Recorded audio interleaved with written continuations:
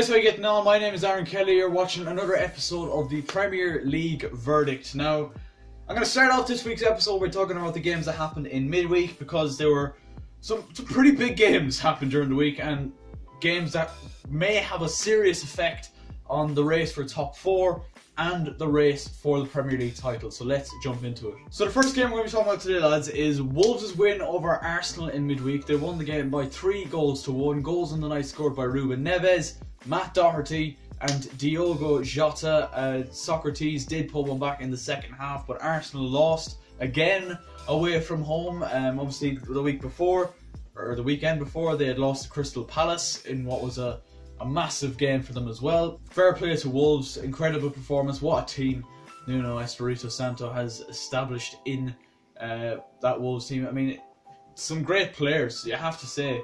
But as for Arsenal, I mean, bloody hell, they were just shocking during the week, and it was a rare poor performance really from Bernd Leno.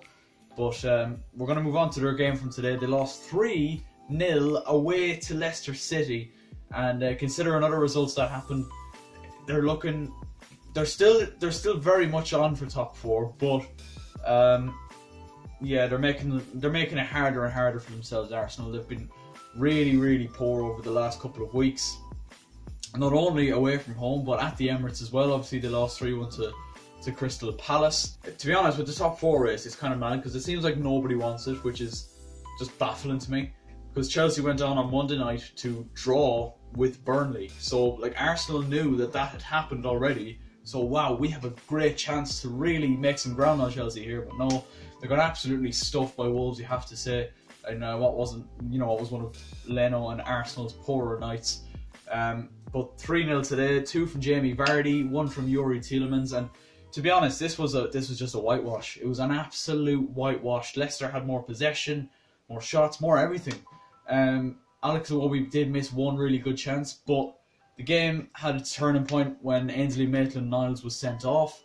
But yeah, Arsenal fans are absolutely crumbling at the minute, and Arsenal, looking at Arsenal Fan TV today and other Arsenal fans like Hugh Wizzy on YouTube today, really do think that top 4 is gone for Arsenal now. Obviously I don't think it is, but yeah, they're definitely making it harder and harder for themselves. A lot of people reckon that Emery has already put, all of his eggs into the Europa League basket, because maybe he wants to win that again. He's won it so many times in the past.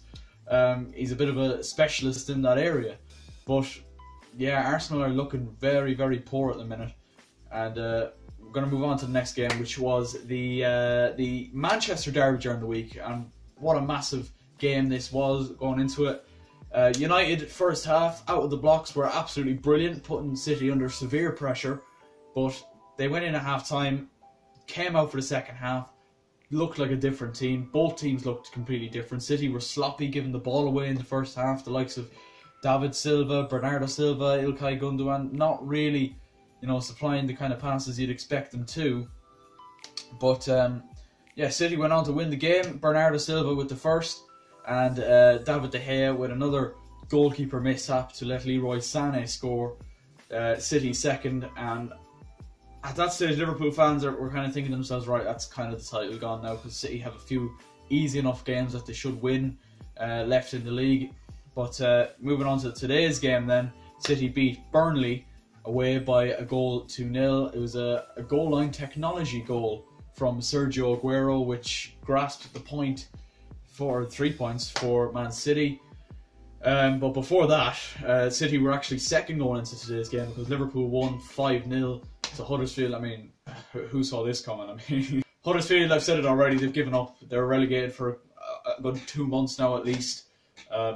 They've been really poor this season. But Liverpool, to be fair to them, they showed Huddersfield the respect that maybe they don't deserve. But I was surprised Jurgen Klopp fielded such a strong team, especially considering the fact that they have Barcelona this week in the Champions League. But Liverpool got the job done, 5 goals on the night, and now they have 2 players who are over 20 goals this season, Mo Salah and Sadio Mane. So the race for the top scorer, Golden Boot, whatever you want to call it, is definitely hotting up as well. But yeah, City's win today brought them back to the summit of the Premier League.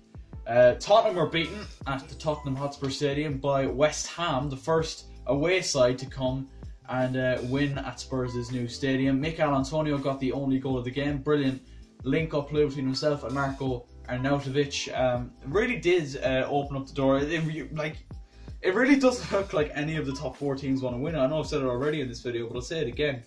Like, just when it looks like, right, that team has slipped up, now there's a chance, a really good chance for this team to come in for the kill, they just fluff it. I mean, they just fluff it. They really do. And Chelsea were the same on Monday night. Like, were poor against Burnley, I thought. Obviously dominated a lot of the game, had a lot of the ball, but rarely tested Tom Heaton, to be honest. Obviously, we scored the 2 goals, but defended poorly. So, yeah, it's anyone's to win, it's anyone's to lose at the minute. You would say at the minute Chelsea are in control, and we'll get on to them in a minute.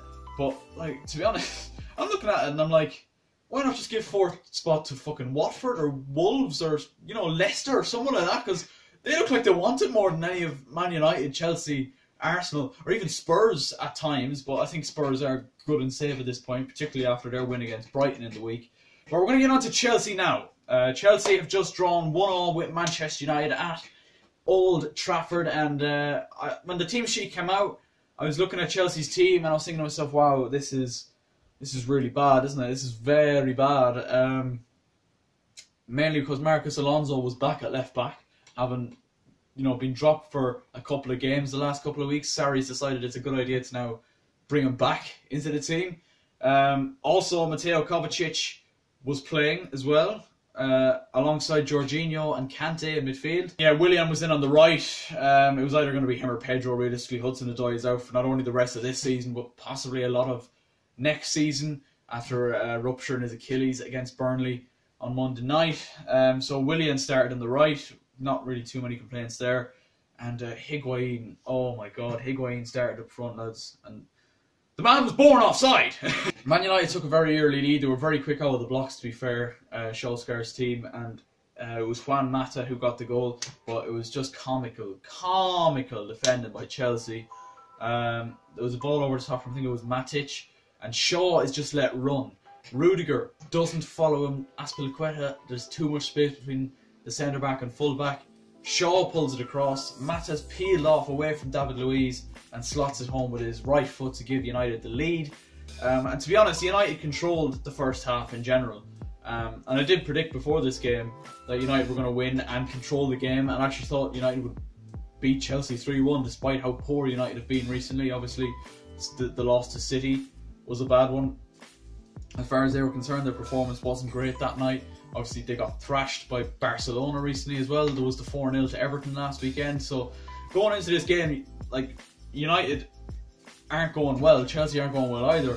But I still somehow predicted United to beat Chelsea. But anyway, going off topic completely, United completely battered Chelsea in the first half without really testing Arrizabalaga on too many occasions. But yeah, we did get the goal, and it was another goalkeeping mishap from David De Gea, and United fans, they're not even annoyed with him. And to be honest, if I was a United fan, I wouldn't be either, because he's carried that team through so much. There's been seasons where, the last maybe 3 or 4 years, where he's been the standout and only performer. So for United fans to kind of turn on him now would be a bit bad. So I can see why they haven't turned on him. To be honest, it's good to see. It's good to see. But he made a poor mistake. Rudiger takes a shot, a bit of a nothing shot really, from about 35 yards. De Gea spills it, and who is there? Who the fuck is there?